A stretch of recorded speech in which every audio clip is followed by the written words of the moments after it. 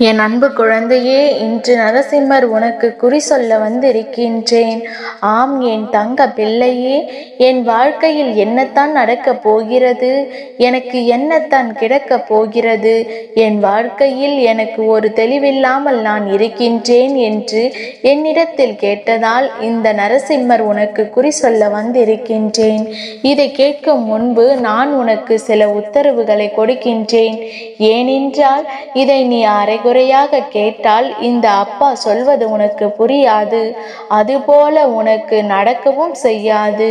என் வாக்கினை நீ கேட்க தொடங்கும் முன்பு அப்பா என் வாழ்க்கையை பற்றி சொல்லுங்கள் என்று கண்களை மூடித்தான் நீ கேட்க வேண்டும். சத்தமான இடத்தில் இந்த வாக்கினை நீ கேட்க கூடாது.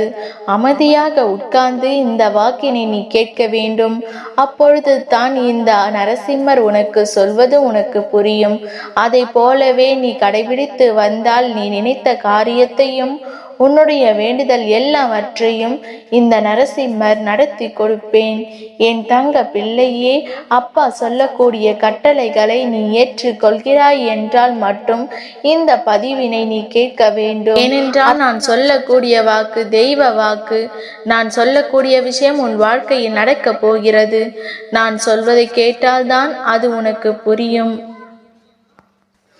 அப்படி இல்லை என்றால் அது உனக்கு புரியாது. உன் அப்பா சொல்லக்கூடிய விஷயம் என்னவென்றால், அடுத்து உன் வாழ்க்கையில் என்ன நடக்க இருக்கிறது என்பதை பற்றி. அது உன் வாழ்வில் நாளை நடக்கலாம், அல்லது ஒரு வாரத்திலோ அல்லது ஒரு மாதத்திலோ கூட நடக்கலாம்.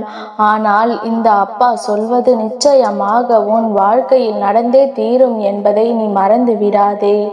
இந்த அப்பாவின் சத்திய வாக்கு.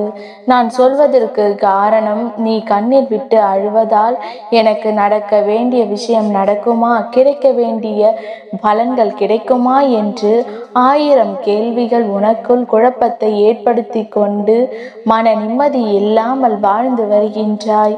இந்த மன நிம்மதியை உனக்கு கொடுத்து நீ என்னவெல்லாம் செய்ய வேண்டும் என்று நினைக்கிறாயோ, என்னவெல்லாம் செய்யக்கூடாது என்று நினைக்கின்றாயோ எல்லாவற்றையும் உன்னிடத்திலே சொல்லிவிடுகின்றேன். அதுபோல இந்த பதிவினை நீ கேட்கிறாய் என்றால் உனக்கு நல்ல நேரம் தொடங்கிவிட்டது என்று தான் அர்த்தம். உன் வாழ்க்கையில் நல்ல நேரம் தொடங்கிவிட்டது என்பதை தெரிந்து கொள்ள வேண்டுமானால் இந்த நேரம் என் வாக்கினை நீ கேட்க தொடங்கி இருப்பாய்.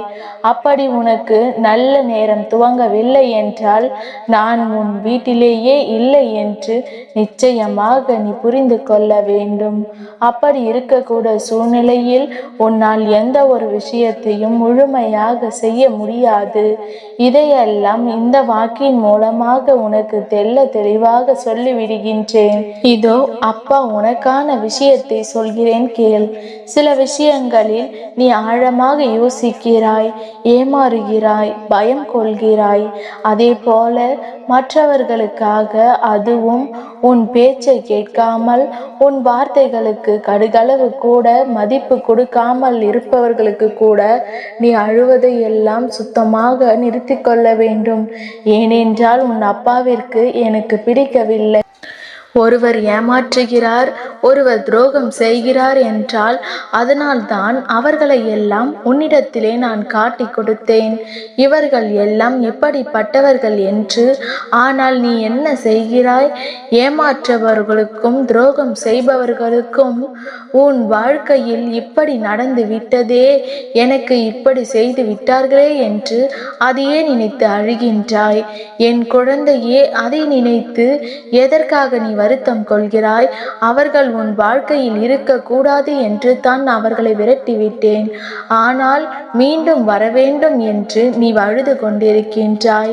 இப்பொழுது ஒரு கஷ்டத்தில் இருந்து உன்னை காப்பாற்றுகிறேன் என்று வைத்துக்கொள். அந்த கஷ்டத்தையே நீ நினைத்து நினைத்து அழுவாயா? அதைத்தான் இப்பொழுது நீ செய்து கொண்டிருக்கின்றாய். உனக்கு என் மீது நம்பிக்கை இருந்தால் கண்ணீர் ஒருபோதும் வராது. காரணம் என்ன தெரியுமா? ஒரு விஷயம் நம் அப்பா நமக்கு செய்தார் என்றால் அது நன்மையாகத்தான் என்று நீ நம்ப வேண்டும். எனக்கு என் வாழ்க்கையில் நல்ல விஷயங்கள் எனக்கு என் அப்பா செய்ய வந்திருக்கிறார்கள். அப்படி இருக்கும் பொழுது எப்படி எனக்கு கெட்டது நடக்கும்? எனக்கு நடக்கக்கூடிய விஷயங்கள் எப்பொழுது வேண்டுமானாலும் கஷ்டத்தை கொடுத்திருக்கலாம். ஆனால் இதுதான் எனக்கு நல்லது என்பதை நீ புரிந்து கொள்ள வேண்டாமா? எனக்கு நடந்த விஷயங்கள் எப்பொழுது வேண்டுமானால் கஷ்டத்தை கொடுத்திருக்கலாம். ஆனால் இதுதான் என் எதிர்காலத்திற்கு நல்லது என்று நீ புரிந்திருக்க வேண்டாமா? உன் அப்பா உன் வாழ்க்கையில் வந்த பிறகு உனக்கு எப்படி கெட்டது நடக்கும்? கெட்ட மனிதர்கள் எப்படி உன் வாழ்க்கையில் இருப்பார்கள் என்று கொஞ்சமாவது நீ சிந்தித்து பார்க்க வேண்டாமா? உன் வாழ்க்கையில் அனைத்துமே இழந்துவிட்ட பிறகு உன் உறவு உன்னிடத்திலே பேசவில்லை, உன் உறவு உன்னை விட்டு பிரிந்து விட்டது என்று கூறுகிறாய் அல்லவா? ஏன் விலகிவிட்டது? உனக்கு துரோகம் செய்தார்கள், ஏமாற்றினார்கள், கஷ்டத்தை கொடுத்தார்கள், வஞ்சகத்தை செய்தார்கள். அவர்களைத்தானே உன்னிடத்தில் இருந்து விலக்கி வைத்திருக்கின்றேன். ஆனால் நீயோ எனக்கு உறவு வேண்டும் என்று ஏமாற்றக்கூடிய நபரை கேட்டுக்கொண்டு அழுது கொண்டிருக்கின்றாய். என் அன்பு பிள்ளையே, ஏமாற்றக்கூடிய நபர் உன் வாழ்க்கையில் வந்தால் கடுகளவு கூட சந்தோஷம் கிடைக்காது. வாழ்க்கை முழுவதும் அவர்களுக்கு நீ அடிமையாகத்தான் வாழ வேண்டும். அடிமையாக வாழக்கூடிய என் பிள்ளைகள் வீட்டில் இந்த அப்பா ஒருபொழுதும் இருக்க மாட்டேன் என்பதை நீ மறந்து விடாதே. அதைத்தான் உன்னிடத்திலே தெளிவாக சொல்லி புரிய வைத்து கொண்டிருக்கின்றேன். என் அன்பு குழந்தையே, அடுத்தவர்களிடம் கையேந்துபவர்களுக்கு இந்த வாழ்க்கையை நீ வாழக்கூடாது என்பது தான் இந்த அப்பாவின் ஆசை. எப்பொழுதும் அந்த அப்பாவின் பிள்ளைகள் எப்படி இருக்க வேண்டும் தெரியுமா? எதை இழந்தாலும், எந்த நிலை வந்தாலும், உயிரே போகக்கூடிய சூழ்நிலைகள் வந்தாலும் நம் அப்பா நம்மளை மீட்டெடுப்பார் என்ற தைரியத்தை உனக்குள் வைத்திருக்க வேண்டும். அப்படி தைரியத்தை நீ வளர்த்து கொண்டு விட்டால் உயிர் போகும் நிலை வந்தாலும் கூட இந்த அப்பா உன்னை மீட்டெடுக்க ஓடோடி வருவேன் என்பதை நீ மறந்து விடாதே. ஏனென்றால் நீ சர்வ சாதாரணமான பிள்ளை கிடையாது. இந்த அப்பாவின் வரம் பெற்ற பிள்ளை என்பதை நீ நினைவில் வைத்துக்கொள். இந்த நிலையில்லாத செல்வத்தையும் செழிப்பையும் பொய்யான உறவையும் நம்பி உன்னுடைய அப்பாவை நீ இழந்து விடாதே. ஏனென்றால் இப்பொழுது நீ அதைத்தான் செய்து கொண்டிருக்கின்றாய்.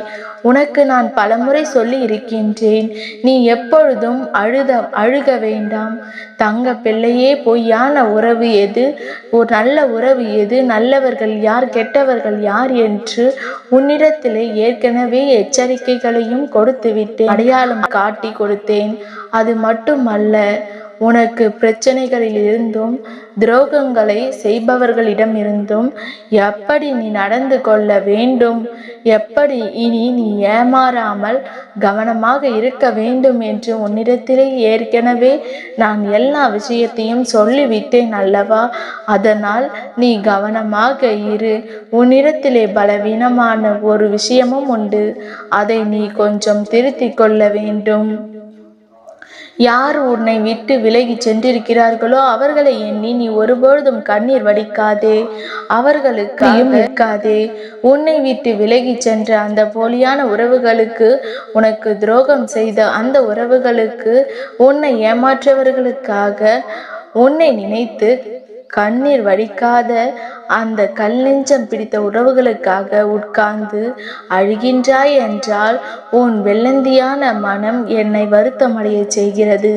என் பிள்ளையே, இப்படிப்பட்ட கலியுக காலத்தில் இப்படியும் நீ இருந்து கொண்டால் உன் வாழ்க்கை என்னாவது? என் அருகிலே அமர்ந்து நீ என்ன வேலை செய்து கொண்டிருக்கின்றாய்? நான் உன் இல்லத்தில் இருந்து கொண்டு இதையெல்லாம் கவனித்து கொண்டு தான் இருக்கின்றேன். அதனால் இனியும் இதையெல்லாம் புரிந்து கொள்ளாமல் ஏமாற்றக்கூடிய உறவு, துரோகம் செய்யக்கூடிய உறவு, அடுத்தவர் மீது விருப்பம் கொண்ட உறவு, உனக்கு உன் வார்த்தையை ஒரு கடுகளவு கூட நினைக்காத உறவுகளை எல்லாம் நீ தேடி கொண்டிருக்காதே. என் தங்க பிள்ளையே, அவர்களை எல்லாம் மீண்டும் உன்னுடைய வாழ்க்கையில் கொண்டு வர முயற்சி செய்யாதே. ஆனாலும் உன்னிடத்திலே பிடிவாதம் இருக்கிறது அல்லவா? அந்த பிடிவாதத்தை எல்லாம் நீ விட்டுவிட வேண்டும். உன்னுடைய எதிர்காலத்தை மட்டுமே நீ கவனம் செலுத்த வேண்டும். யார் யார் என்னென்ன தவறுகள் செய்தார்களோ அதற்கான தண்டனைகளை எல்லாம் இந்த நரசிம்மர் கையால் கிடைக்கும் என்பதை நீ ஞாபகம் வைத்துக்கொள். அவர்களுக்கு தண்டனை உடனே கிடைக்குமா, அப்போது கிடைக்குமா என்பதெல்லாம் நீ யோசித்து கொண்டிருக்க வேண்டாம். அது அப்பாவிடம் ஒப்படைத்துவிட்டு இனி உனக்கான எதிர்காலத்தில் நீ என்ன செய்ய வேண்டும் என்று மட்டுமே நீ யோசிக்க வேண்டும். இது என் சத்திய வாக்கு. உனக்கு எந்த வகையிலாவது இந்த அப்பாவின் உதவி கிடைக்கும்.